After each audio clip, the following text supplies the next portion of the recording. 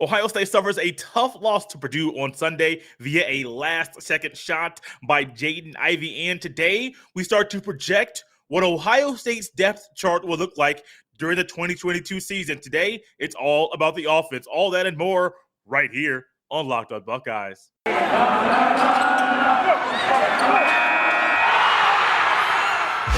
You are Locked On Buckeyes, your daily podcast on the Ohio State Buckeyes.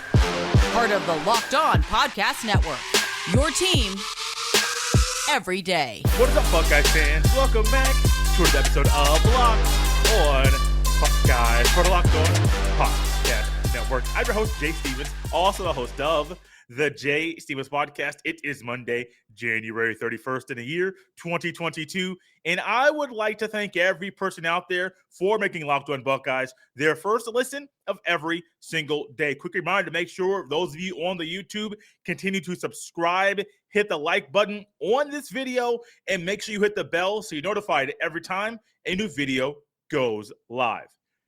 Sunday against Purdue, Mackey Arena on CBS. It was a top 25 matchup that everybody was watching. You had Liddell on one side, a true freshman in Branham with Liddell. You had Zach Edey, Trevion Williams, Jaden Ivey. The list goes on about the firepower that the Purdue Boilermakers have.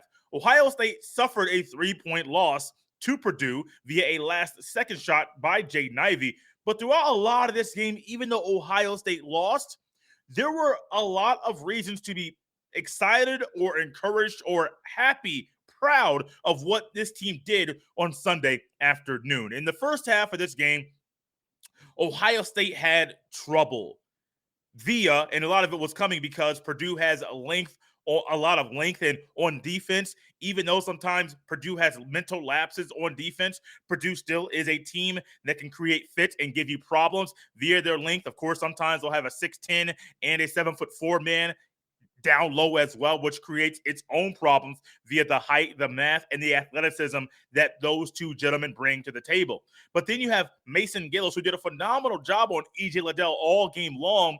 You have Eric Hunter, who is a crafty, shifty guard that Purdue has. You have Isaiah Thompson, another young man that is a phenomenal piece in the backcourt. And in the first half, there were struggles. Nothing came easy for Ohio State at all. Latter part of the first half, all of a sudden, Purdue starts to break away and kind of widen the margin. Second half, my goodness. Oh, my. The Buckeyes were down 20 at one point, and I, in my mind, was thinking, this one's over. I try not to say game over throughout way too early in games, but at this one, this game was over. Ohio State didn't have an answer. Ohio State had problems. Branham was a nice spark, but Ohio State still struggled in this game to put the ball in the basket. The encouragement came when they started to dig down deep inside of themselves. They started to believe in themselves. Some of the shots that they missed in the first half started to fall in the second half. And all of a sudden, we're seeing an Ohio State team that wasn't going to quit. They weren't going to back down. They weren't going to stop fighting and not scratch and claw, not literally, but figuratively in this game so that they could come back and win this matchup. Purdue was a good basketball team, one of the better basketball teams in the country. And Ohio State showed, hey, even though we had a bad moment, even though we had bad stretches, even though in this one, you can look at this and say, this was not our best performance. We saved our best for last. Latter part of the game, Ohio State was down 20. Eugene Brown hit some big shots in the second half. Cedric Russell hit some big shots in the second half. They had 18 points combined, 9 points apiece between Eugene Brown and Ced Russell. Latter part of the game, Ohio State's down, I believe, 3 at this point. This is coming after they ran a play and got E.J. Liddell wide open in the corner for a 3 there to get it within 3, 78-75. Next thing you know, Purdue has the ball. They run a play, go pass the ball to the inbound. Ohio State does not guard the inbound man on this play, which I believe is Sasha Stefanovic. Kyle Young ends up stealing the ball, and I want to say it was from Isaiah Thompson, who he was guarding, but he was behind like a half a step at this point. He steals the ball, gets the ball out. Liddell, the top of the three-point line, bang, 78-78. Now you go back down to the other end. Purdue ended up saying they ran the wrong play. Jaden Ivey messed it up, but Jaden Ivey hits the game winner, 81-78, 0.6 seconds left. Jamari Wheeler got the shot off, but I don't think the shot got off in time to make, if it went in, it would have counted. This team didn't stop fighting. This team didn't quit. This team was a team that you see all the players, they heard going into it. Purdue's good, man. Purdue has all this firepower. Purdue has all the players. Purdue has the better coach. They heard all of these things about Purdue. And even though they were down 20 in a time when a lot of players would give in, they would stop, they would flop, they would say, hey, coach, they put somebody else in, man. I ain't going back in there. We're getting mollywopped. We're getting destroyed. Forget that. Ohio State didn't quit. Ohio State didn't stop. Ohio State was a team that said, hey, there's no quit in us. Ohio State's good. I don't think anybody can look at this and say, Ohio State's a bad team. Ohio State is a really, really good basketball team. There are problems. They have trouble with creating their own offense at times. They don't have a guard that can create off the dribble and break things down. Yeah, they have Brandon, but Brandon needs somebody to get the ball. Yes, they have Liddell, but Liddell, once again, needs somebody to get him the ball. They don't have that. They don't have the big man to combat a Travion Williams or even a Zach Edey, 7'4", 295-pound mammoth of a human being. But this team didn't quit. I'm not going to rip them for the first half performance. I'm not going to rip them for getting down 20. I'm not coming here to do that. This is a time knowing you're going to have another tough road test on Thursday against Iowa, planning on having a preview episode on Thursday for that game. The one thing we can look at this game and say is Ohio State did not quit. Ohio State fought back. And there are certain things Ohio State can build upon. Eugene Brown is getting more comfortable playing college basketball. Ced Russell is getting more comfortable with this team. Chris Holtmann is finding out who he can trust on and lean on. He got big minutes from Joey Brunk, which is something I did not expect in this game. Sometimes via foul trouble, you find out, hey, we need you right now. I don't care what you've done in practice, what you've done previously. We need your best right now.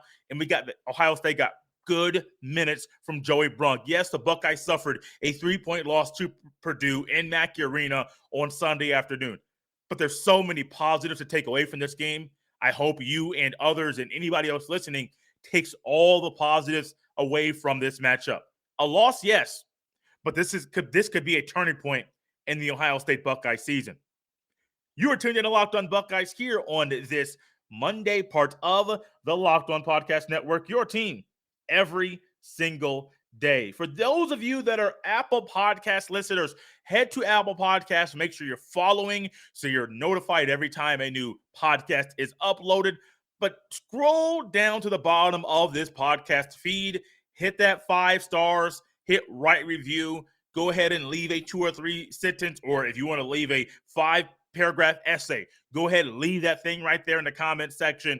Hit submit or post or whatever the wording is there. Make sure you do that. It's a great way, free way, easy way to organically help this podcast grow.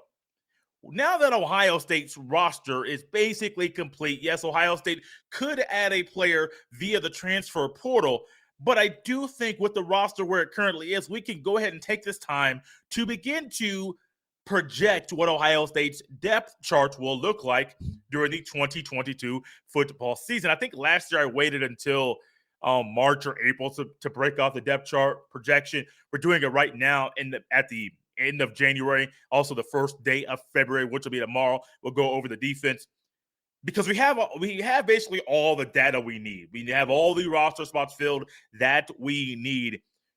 And I do think some of these might be different than what you may think or what you might have read via other publications. That's great. This is just speculation because Ohio State's one of those schools that doesn't put out a depth chart. I think you can put out a depth chart and it's not going to hurt you on the field. But since they don't, we'll do it for you. Starting at quarterback for Ohio State goes without saying. We'll do offense today, projecting the depth chart. We'll do defense tomorrow. Starting at quarterback for Ohio State in this one, QB1 goes without saying. It's C.J. Stroud. Backing him up will be Mr. Kyle McCord. Once again, goes without saying, self-explanatory. CJ Stroud's campaign to win the Heisman Trophy during the 2022 season has already started. We talked about it here in the month of January. We'll have another conversation about Stroud for Heisman coming up very, very soon, because I do think he has intangibles and he has things in his game that not even Bryce Young has in his. Starting running back, RB1, Travion Henderson, RB2, Mayan Williams. Two guys there that I don't think will be any question about who's there. Yes, Evan Pryor might get some more run. Marcus Crawley, will he be healthy? Great. We'll see. But I don't think there's any question about QB1, RB1 for Ohio State, or QB2 or RB2 for Ohio State. Stroud, McCord, Travion Henderson, Mayan Williams, in that order. I do think, and I really hope that we get more of a spelling of Henderson and Mayan Williams, or their carries are a little bit closer together. The number of carries they get is closer than it was this year. It was a little bit too wide for me this year. I think Mayan Williams needed more run. I think he'll get that run coming up next season. Wide receivers. These are the two wide receivers on the outside. This might be something that you don't expect. On one outside receiver, Marvin Harrison Jr. On the other, Emeka Egbuka. I think that those two guys there, I do expect Emeka Egbuka to take a jump up in the offseason. I do think during the spring practice, you maybe hear a little bit more about it here coming up soon via coaching media availability that happens throughout the offseason. I do think Emeka Egbuka on the outside is something that everybody's going to love and understand. There's something special about this man, not only as a return man, but also as a wide receiver. This is a reason why Brian Hartline brought him in to Columbus to compete, to play at the Ohio State University. In the slot, Jackson Smith-Njigba. This is what I went back and forth on, because I was not sure if Ohio State was going to move him to the outside like they did with Garrett Wilson after year number one as a starter for GW, or if they were going to keep him on the inside. GW went to the outside. That's Garrett Wilson. I think Jackson Smith-Njigba will stay in the slot. Even though he is the best wide receiver at Ohio State, I do think it's a matchup nightmare for defenses, which is why I think him in the slot is a good spot for him. Backing up Marvin Harrison Jr. will be Julian Fleming. I don't have the love for Fleming like some people do. I personally don't fall into the trap of the stars that are out there via the recruiting databases and recruiting sites. That's not me. We talk about that all the time. I just don't think Julian Fleming, and it's not so much the injuries, I just don't think he pops and he has progressed in the way that he needs to. Now, granted, the injuries have slowed that. The injuries have been an obstacle for him that have slowed his progression and slowed his growth. But I still don't think that he's going to be on the field starting over Harrison or Egbuka. Another outside wide receiver backup, Jayden Ballard. There's a few guys that you could put there, but I do think Jayden Ballard is going to be there. And in the slot, this is kind of uneasy for me at times, but I do think Keon Graves will be the backup slot wide receiver for the Ohio State University. A little review: Harrison Jr., Egbuka, and Smith-Njigba will be the receivers. Fleming, Ballard, and Graves will be the backup receivers for Ohio State. This next one might be something that you might say, Jay, I don't understand why you're doing this or why you're thinking it. I think starting tight end next year will be Joe Royer. I hope I said that correctly. He came on quite positively, and the coaches were high on him at the end of the season. I remember Kevin Wilson talking about how Royer had been looking really, really coming on very, very strong when he was talking during Rose Bowl practice. And of course, I know he's talking about that because he is thinking we might not have Cade Stover at tight end during the Rose Bowl. So who's going to be on the field more? Is it going to be Ruckert and Rossi? Is it going to be Ruckert and Royer? Who is it going to be? I think Royer, in his body type, in his build, in his skill set, fits more of what Ohio State wants as their tight end, starting tight end at Ohio State. I think backing him up will be Mitch Rossi, and I only say Rossi will back him up. One, Rossi is 6'1", 245, 246, so the height is not what Ryan Day and Kevin Wilson will generally go for with the starting tight end at Ohio State. But Rossi plays more of a fullback, H-back type of role. Rossi will be a guy that's split out wide more than a traditional tight end that Day uses at Ohio State. And so I do think that you're going to see a little bit of Rossi still on that fullback, H-back role, kind of off of the line, motioning back and forth type of deal. I think that's Rossi's role in this offense. Not saying that Rossi can't be a solid piece in the offense. I think we have all seen Mitch Rossi is a solid piece in this offense, but I just don't see where it's going to be that it's going to be Rossi starting and then Royer backing him up. Just a little review before we close out this segment. Starting, Stroud, Henderson, Harrison Jr., Egbuka, Smith and Jigba, and then Joe Royer. Backing up, McCord, Mayan Williams, Julian Fleming, Jaden Ballard, Keon Graves, Mitch Rossi. Those are the skill positions for the Ohio State Buckeyes. When we come back, we will discuss the starting offensive line and the guys that'll back them up right here on Locked On Buckeyes. These are all projections for the 2022 football season. Thank you for tuning in to Locked On Buckeyes here on this Monday part of the Locked On Podcast Network. Your team every single day. Make sure you're tapped in right here, tuned in, ready to go all week long.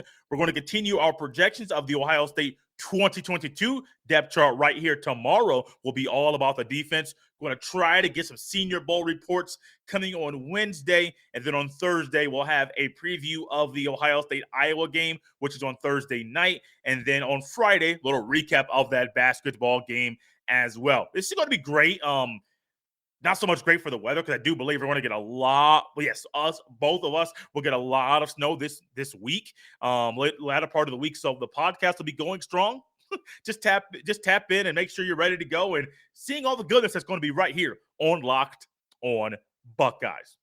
The Ohio State offensive line will be having some shuffling around going on in the offseason and going into fall camp, but not so much shuffling around that we saw that was dumped or just unveiled on us during fall camp last year, where we got to see a little shuffling around. Petit Frere at left tackle, Mumford at left guard, Whippler at center, right guard was Paris Johnson Jr., and then DeJuan Jones at right tackle. Running the 4-tackle set was dumb, was stupid. I did not say it at the time. This is one of those times where Jay was wrong, but I do think that was part of the problem with Ohio State's offensive line last year. You just had guys out of place. So when we look at the offensive line right now going into next season, I think Paris Johnson is the starting left tackle. I think in year 3 for him, a lot of people expected this to be his starting spot. Petit Frere's gone. Munford's gone. Somebody needs to fit that role. I do not believe DeJuan Jones is going to go from the right side to the left side. I do think Paris Johnson Jr. is going to be the starting left tackle for the Ohio State Buckeyes. One thing he stated last offseason, they were asking him about going from left to right in the footwork that it's going to take for him to be a guy that could play right guard, right tackle, or even left guard, left tackle. Footwork's different, hand placement's different. Your kickback at the right side, right tackle is different than the left tackle. You're more inside entrenched in the line at guard versus at tackle, you're on an island. And he said, hey, it's not the footwork and the hand placement. It's not really a problem for me going from one side of the line to the other. That's very interesting. We have seen this from him, and we have seen it from some guys. Some guys are like Paris Johnson Jr., where they can do it and be phenomenal at it. Other guys, not so much. I do think Paris Johnson Jr. will be just fine, which is weird for me to say that guy going from the right side to the left side, not only right to left, different sides of the line, but also going from guard to tackle. I think he'll be just fine outside. I do think he'll get tested against Notre Dame, but I personally think he'll be just fine as a starting left tackle for the Ohio State Buckeyes. Left guard, Matt Jones got a little bit of time at left guard, right guard this year. Matt Jones did, and I do think that Matt Jones is going to be a guy that's going to be a solid piece for the Buckeyes and has a really, really big chance to be a future NFL player. Luke Whippler, I do believe he keeps that starting center role that really he was not expecting to have this year, but due to Harry Miller's injury, I do think Luke Whippler is the individual that fits that role for the Ohio State Buckeyes once again. Starting right guard, Donovan Jackson. I think that Donovan Jackson, if you look at the recruiting rankings, you're going to be high on him. I think if you look at the tape on Donovan Jackson, you will be higher on him. We'll always watch the film. It'll tell you everything you need to know about what a player is doing at the level that he is currently playing at. Donovan Jackson, I think, is going to be a huge piece for this team. A phenomenal piece for this team. I mean, remember, a couple years ago it was Wyatt Davis. This year you have Paris. Last year you had Paris Johnson Jr. Two guys that were solid right there. Not the best season for Wyatt Davis in 2020 versus 2019, but Ohio State right guard, you're going to have a string of really good play. I think Donovan Jackson is the next up to fill that role. Right tackle, Big Thanos, as some of you call him. DeJuan Jones takes that role, 6'8", 360. I cannot wait to bring an NFL scout on this podcast at the beginning of next season to talk about, or going into next season, to talk about DeJuan Jones and what he needs to do to improve his draft stock to potentially be a first-round draft pick. Josh Fryer, new O-line coach for Ohio State, believes he's going to have 2 first-round offensive tackles in next year's draft. Not 2022, but 2023. He believes Ohio State is going to have 2 starting offensive tackles next year. He's talking about Paris Johnson Jr. and DeJuan Jones. I think he can. I think Jones, there's some things he needs to do to tweak some things to get better, but I think DeJuan Jones can be a future NFL player. I'm not going to project first-round pick right now. I'll say maybe day 2, round 2, or round 3, maybe. But I think it's possible. I do think it's possible. Just to recap for the starters, Paris Johnson Jr., Paris Johnson Jr. at left tackle, Matt Jones at left guard, Luke Whippler at center, right guard Donovan Jackson, and then right tackle DeJuan Jones. Going left to right quickly, who are the backups? Enoch Vamahi. There you go. I always struggle with his name. Backing up Paris Johnson Jr. at left tackle. Harry Miller, I do think, will be the first player off the bench at left guard, center, or right guard at backing up those roles. I do think Harry Miller will be more primarily your backup center versus backup guard. But I do think Harry Miller, he has a little element to him that a lot of other guys don't have. He can play center. He played center during the 2020 season. He is normally a center, but he played left guard, started left guard during the 2020 season. He was the weakest link, easily was the weakest link during that season. But his experience playing left guard, his main position being center, I do think that he is a player that could back up at left guard, center, or right guard easily. We'll talk more about him at the end of the week, maybe even next week, because I have some things we're going to talk about with Harry Miller and some other players about guys that you need to watch during spring practice and even during the spring game. You need to keep your eyes on them because they may emerge as guys that are showing everybody in practice they need to be on the field. They've earned a right. They've deserved the right to be on the field because they have showed everybody they are better than the guy that's currently in front of them. Harry Miller, I do think, is going to be the next guy up. And then if I just keep Harry Miller as a backup center, I think Jacob James is going to be the backup guard, either left or right side. I think that spot is his. I have no problem saying that. And then right tackle backup will be Josh Fryer. So backing up on the offensive line, going to review really quickly. Enoch Vamahi. I have to slow it down to say it. Backup left tackle. Jacob James, backup guard, either left or right side. And then Harry Miller, backup center. Could also easily be backup guard. I'm not a guy that's going to give you all 5 positions. I do think we're just going to put the right guy in the right spot. If he's the best guy to be back up at guard and center, so be it. And then also Josh Fryer backing up DeJuan Jones at right tackle. That's the offensive projections for the 2022 Ohio State football season. Tomorrow we'll dive in to the defensive side. Yes, with some tweaks for Jim Knowles. I'll even add a little addition so you know that Jay is thinking outside of the box and preparing for whatever Jim Knowles is going to do at the Ohio State University. You can follow me on Twitter at jstevens07. Send all of your emails to jstevens317 at gmail.com. It's cold here on a Monday. Might warm up on a Tuesday, and then the snow starts coming on Wednesday. Make sure you're tapped in, tuned in, ready to go right here for Locked On Buckeyes every Monday through Friday, giving you all the info you want and need to know about your Ohio State Buckeyes. For Jay Stevens, this is Locked On Buckeyes. Have a great day.